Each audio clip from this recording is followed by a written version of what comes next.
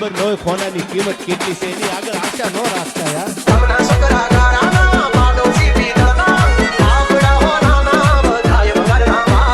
DJ Kalpesh Solanki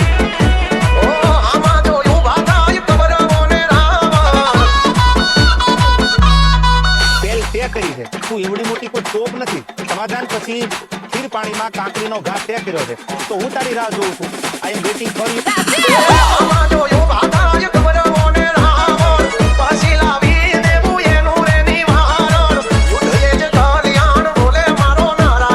DJ Kalpesh Kalpesh